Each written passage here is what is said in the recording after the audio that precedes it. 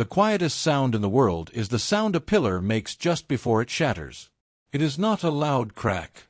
It is the whisper of a tiny, hairline fracture, appearing after a lifetime of holding an impossible weight.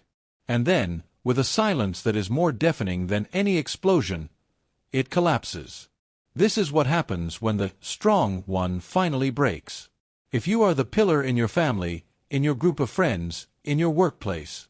If you are the rock, the caretaker, the one who is always fine, the one who holds it all together, then you know the immense pressure of that role. And you live with a secret, terrifying fear of the day you might not be able to hold that weight anymore. Or perhaps, that day has already come. Perhaps you are sitting in the rubble right now. It may have been a loud, dramatic collapse. Or it may have been a quiet, internal shattering. The day you simply could not get out of bed. The moment you burst into tears over a spilled glass of milk. The sudden, profound, and terrifying inability to perform the role of strong for one more second. And in the aftermath of that break, you are left with a profound sense of shame and failure. But I am here to tell you a different story. This is not your moment of failure. This is your moment of truth. The breaking of the strong one is not a breakdown. It is a breakthrough. It is a profound and necessary act of rebellion by a soul that can no longer, and should no longer, carry an impossible and inauthentic weight. Your breaking is not your weakness. It is your rescue.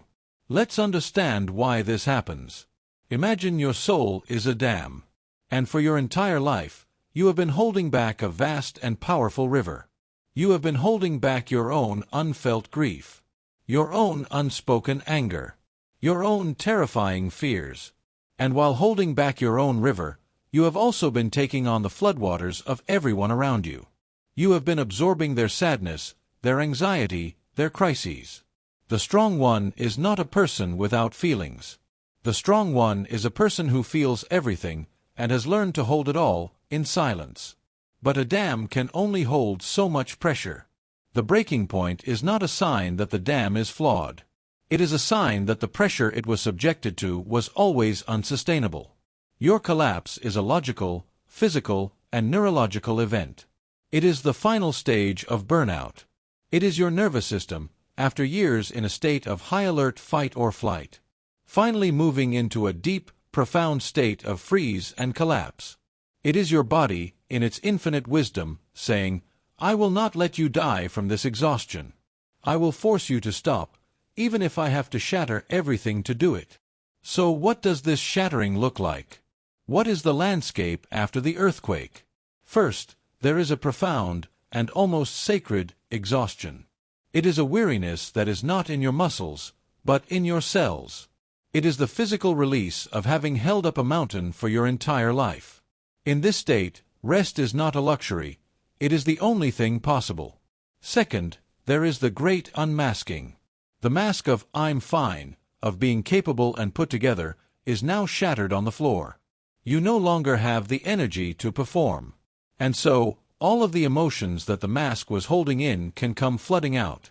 You may experience uncharacteristic outpourings of a deep, ancient sadness. You may feel a raw, volcanic rage at the injustice of the weight you had to carry. This is not you becoming unstable. This is you, finally, becoming honest. Third, there is often a terrifying identity crisis. If your entire sense of self, your entire value in your relationships, was tied to being the strong one, then who are you when you are lying in the rubble? The collapse of the role can feel like the collapse of your entire self. There is a terrifying void, an emptiness where your old identity used to be.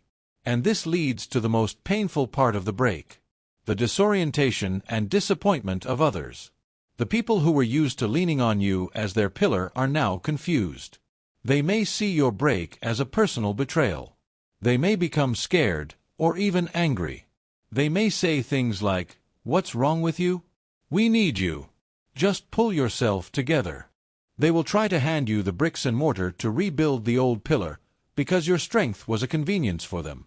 And in that moment, you will feel profoundly and heartbreakingly alone. So how do we navigate this sacred and terrifying landscape of our own breaking? The goal is not to quickly glue the old pillar back together. It is to have the courage to sit in the rubble and to decide to build something new.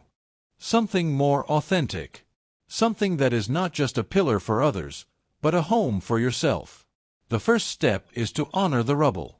Give yourself radical permission to be broken. Do not rush to fix yourself. This is not a problem to be solved. It is a state to be inhabited. You are a field that must lie fallow after 100-year harvest. You are a warrior who has finally come home from the war. Your only job right now is to rest in your own brokenness.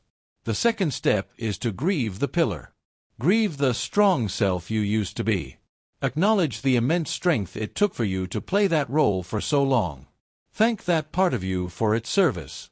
And then, allow yourself to feel the profound sadness. The sadness that you had to be the pillar in the first place. Mourn the carefree childhood or the supported adulthood that you never got to have. Third, you must begin the quiet work of finding your own foundation.